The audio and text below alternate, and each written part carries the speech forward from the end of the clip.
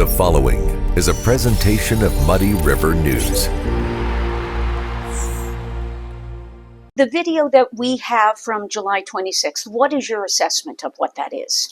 So obviously someone's revving their engine, spinning their wheels to cause a lot of smoke and to cause a lot of noise. Obviously they have their foot on the brake, which is allowing them to spin their tires.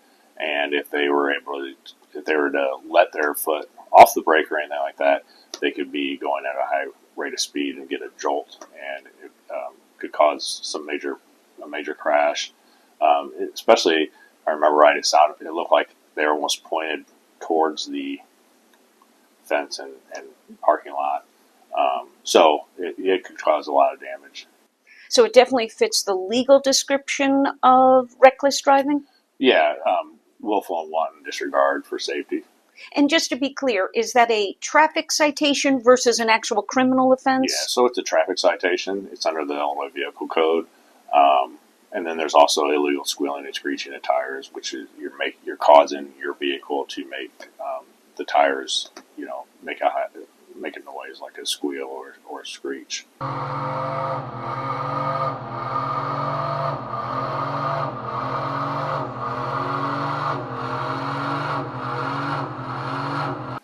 This has been going on, though, forever, for decades, right? This is a form of cultural celebration, is it not? Yeah, yes. There's always been some sort of reckless driving or people out doing this.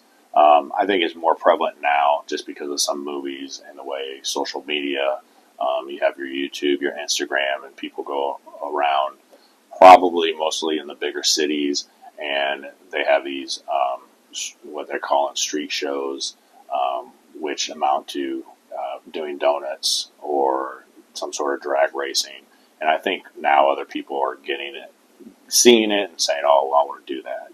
So a lot of times that's how it kind of comes to the smaller areas. And Quincy wants to say, you can't treat our streets like a drag strip. Right. It's a quality of living issue.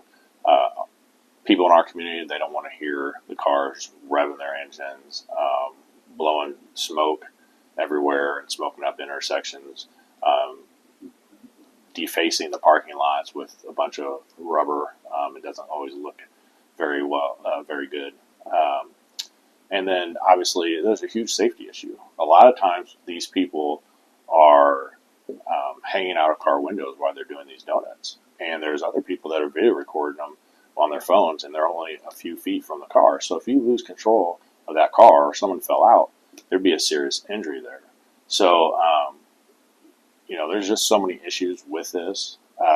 So we had our first, we learned about it about a year and a half ago. Kids would hang out in some parking lots and do this. We put up no trespass, or we had the businesses put up no trespassing signs so that we couldn't enforce anybody being there. And that really got a lot of them out of the area, and not doing them in the parking lots so much. And then this spring, we kind of saw a little uptick, basically one or two here or there, or some complaints from the going into the park district. Then we got information that there was going to be like a street takeover out of the Prairie Crossing area in mid-May.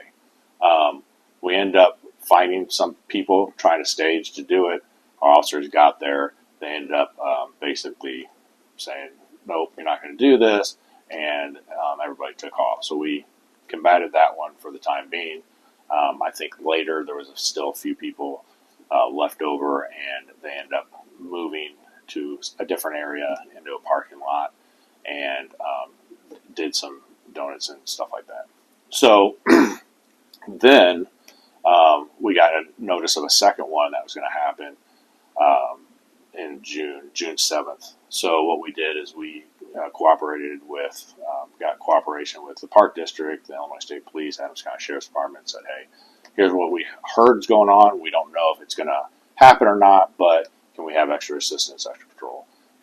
Once we saw people gathering in town and stuff like that, we started making vehicle stops on any kind of violations they made and writing several tickets. And by, I think it was about 8 o'clock that night, 7:30, 8 o'clock, we followed them out of town, and they headed out of town to Missouri, and I believe they might have went down to Hannibal. So we got them out of our area. Those were some people throughout the whole tri-states. There were some from Iowa that were here, some from Missouri.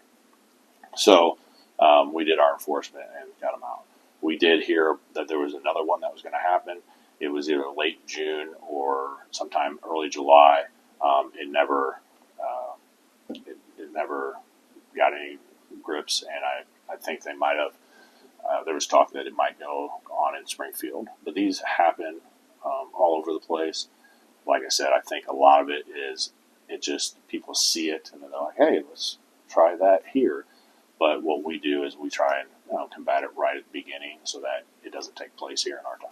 Human nature is human nature, though, and this tradition of celebratory burnouts, there's even competitions that cities will host, for the best burnouts. How do you change that behavior?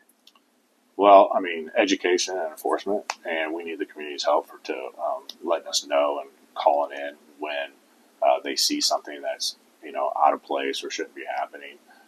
Because if we don't know about it, we can't be everywhere all the time. So we have officers going to calls for service and stuff like that. And if they're going to a call for service and it's something that they have to get to, they can't just stop when someone's, revving their engine and burning out or something like that.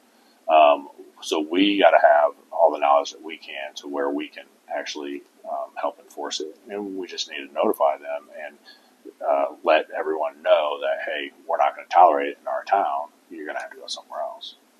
Muddy River News. Our home, our news.